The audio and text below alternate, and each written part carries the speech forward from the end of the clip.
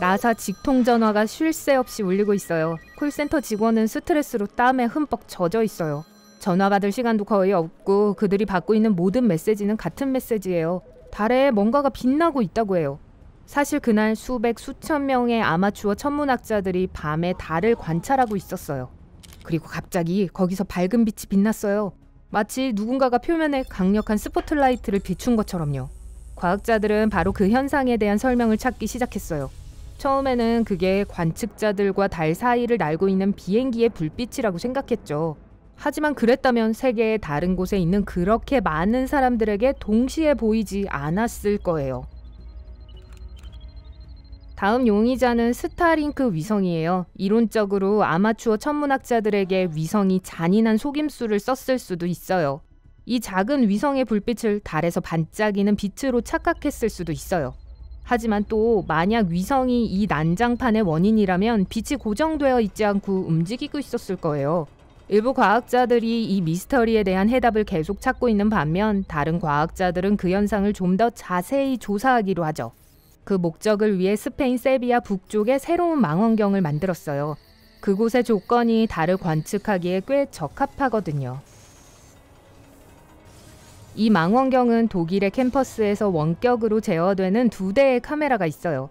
만약 카메라 2대가 달 표면에서 특이한 현상을 포착하면 무슨 일이 일어나고 있는지 보기 위해 망원경을 빠르게 확대할 거예요. 또 카메라에게 비행기의 불빛, 위성 또는 방금 지구권에 진입한 작은 소행성의 빛과 설명되지 않는 달의 현상을 구별하는 것도 가르치는 고도의 인공지능도 필요할 거예요. 망원경이 조사를 하는 동안 우리에겐 이미 달 표면에 그렇게 밝고 동그란 섬광의 출현을 설명할 수 있는 이론이 있어요. 그러니까 달은 자신의 중력으로 지구의 대양과 바다의 조류에 영향을 미쳐요.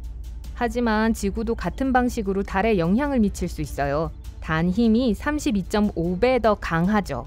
달이 지구의 궤도를 도는 동안 어느 순간 우리 행성의 최대한으로 가까이 올 수 있어요. 그러면 그 상호작용의 힘이 최고조에 이르겠죠?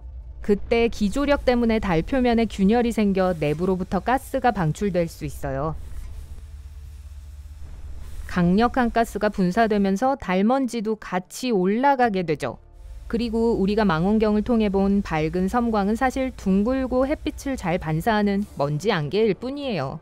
멀리서 보면 진짜로 섬광처럼 보여요. 먼지가 피어오르면서 우린 작은 폭발이 있었다고 생각하게 돼요. 그리고 그 섬광은 먼지가 가라앉으면서 점차 사라지고요. 이런 일들은 달 표면에서 항상 일어나요. 이것은 달의 일시적인 현상이라고 불려요. 그리고 달 섬광 외에도 훨씬 더 신비롭고 기이한 일들이 일어났어요. 1178년 수도승 5명이 뿔 모양의 달을 보았다고 주장했고 윗부분이 둘로 갈라지기 시작했다고 했어요. 그러고 나서 분리된 곳에서 불과 불꽃이 빛나기 시작했다고 해요. 마치 용이 불길을 내뿜는 것 같았죠.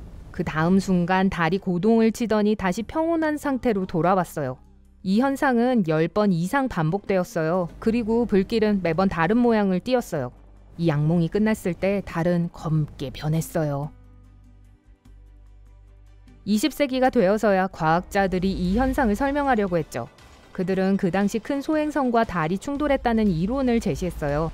그리고 이 소행성은 폭이 브루클린 대교 15개만한 조르다노 브루노 분화구를 만든 원인이었죠. 하지만 이 경우 수백만 톤의 소행성 파편들이 지구에 충돌했을 거예요. 그리고 사람들은 굉장한 유성우를 봤을 겁니다. 엄청 밝았을 거고 그 기억들은 분명히 기록 보관소에 있을 테죠. 하지만 그런 일은 일어나지 않았어요. 이제 수도승들이 본 현상이 의문스럽네요. 아마도 소행성이 떨어진 걸 보긴 했을 거예요. 단 그것은 지구 자체에 떨어지고 있었고 그들이 불타는 운석의 빛을 달에서 일어나는 불길한 일로 인식한 걸 수 있어요. 아니면 수도승들이 그냥 상상한 것일 수도 있고요. 이들 말고는 이 사건의 목격자가 없어요. 또 다른 특이한 현상은 달에 있는 파란색과 빨간색 불빛이에요. 뿔 모양일 때 그걸 볼 수 있어요. 그리고 아리스타쿠스 분화구 주변에서 가장 많이 발생해요. 섬광은 매우 빠르게 깜빡여요. 거의 번개처럼요. 사실 이건 전기예요. 이것도 기조력 때문에 일어나는 거예요. 이게 바위에 쌓이는 기계적 응력을 야기해요. 이것은 많은 아마추어 천문학자들을 놀라게 한 푸른 섬광을 만들어내는 전기장을 만들 수 있어요. 달에는 별 폭발이 있을 수 있어요. 이건 표면에 떨어진 운석 탓으로 돌릴 수 있어요. 왜냐하면 달에는 대기가 거의 없기 때문에 달에 접근하는 소행성은 연소하지 않거든요. 무게와 속도가 커서 충돌 시 폭발이 일어나죠. 그리고 여기 지구에서는 그게 별이 폭발하는 것처럼 보여요. 예를 들어 1972년 5월 13일 아폴로 14호가 착륙한 곳 근처에 1000톤의 TNT만한 운석 충격이 있었어요. 우리가 훨씬 더 일찍 태어났다면 달 표면에서 계속되는 밝은 섬광을 보았을지도 몰라요. 그곳의 모든 분화구는 그런 운석 충돌에 의해 형성되었어요. 그러니 수년 전에 있었을 불꽃놀이를 상상해보세요. 그리고 심지어 그 운석들 중 많은 것들이 유용했어요. 물을 갖고 왔거든요. 네, 달에 물이 있었어요.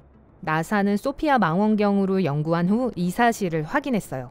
그것은 비행기에 탑재되었어요. 이 관측은 지구의 상층 대기에서 이루어졌어요.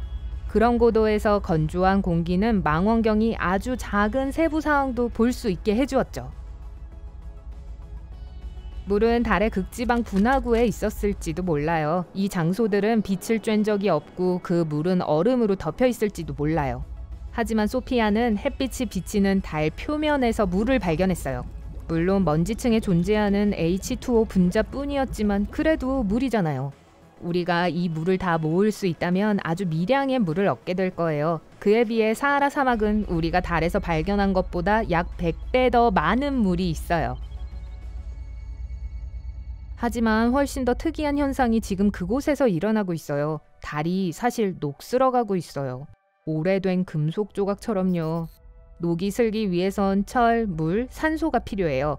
달 토양에는 철이 충분히 있어요. 그리고 이미 배웠듯이 약간의 물도 있죠. 마지막 퍼즐 조각은 산소예요. 모두들 달에는 대기가 없고 거기서 숨을 쉴 수 없다는 걸 알고 있죠? 하지만 여전히 산소가 존재해요. 태양풍이 그걸 거기다 가져다 놨어요. 우리의 따뜻한 별에서 온 바람은 엄청 빠른 속도로 움직여요. 그것은 우리 대기 상층부에서 산소를 긁어내서 우주로 더 멀리 운반하죠. 결국 산소 분자를 가진 바람이 달에 도달하게 되고 짜잔! 부식을 위한 모든 성분들이 한자리에 모였고 달 표면에 있는 철광석은 붉은 빛을 띠기 시작하죠. 만약 이 과정이 충분히 오래 지속된다면 먼 미래엔 달이 화성처럼 보일 거예요. 붉은 주황색으로 변할 거예요. 네, 화성의 특징적인 색은 정확하게 수천 년 전에 물, 산소, 그리고 대기가 있는 강과 바다가 있었을 때 시작된 부식에서 유래되었어요. 달에서 볼 수 있는 다른 이상한 물체들은 인간이 그곳에 남긴 거예요. 1969년과 1972년 사이에 아폴로 계획의 일환으로 12명이 그곳을 방문했어요. 우주비행사들이 많은 물건을 남기고 간 착륙장이 모두 합쳐 6개 있어요. 달에 부드럽게 떨어지거나 착륙한 수십 개의 인공위성과 우주선 외에도 월면 작업차, 미국 국기, 우주비행사 중 한 명의 가족 사진과 골프공 3개도 있어요. 그리고 달에 최초로 간 2사람이 물건을 잔뜩 남겨놨어요. 그들이 지구로 돌아올 때 많은 토양 샘플과 돌을 가지고 왔어요. 그걸 다 들고 돌아오기 위해 달 착륙선에 있는 불필요한 모든 것을 처리해야 했죠. TV 카메라, 샘플 수집 도구, 과학 장비, 그리고 심지어 좌석에 있던 팔걸이 의자도 두고 왔어요. 우주비행사들은 꼬박 8분 동안 달 착륙선 밖에 서서 산더미처럼 쌓인 불필요한 물건들을 내던졌어요. 12명의 우주비행사들이 남겨둔 이 모든 물건과 잔해들을 모아 저울에 올려놓으면 약 199톤이 될 거예요. 그건 중무장한 탱크 3대나 대형 여객기 3대와 같은 무게죠. 이상하지만 사실이에요.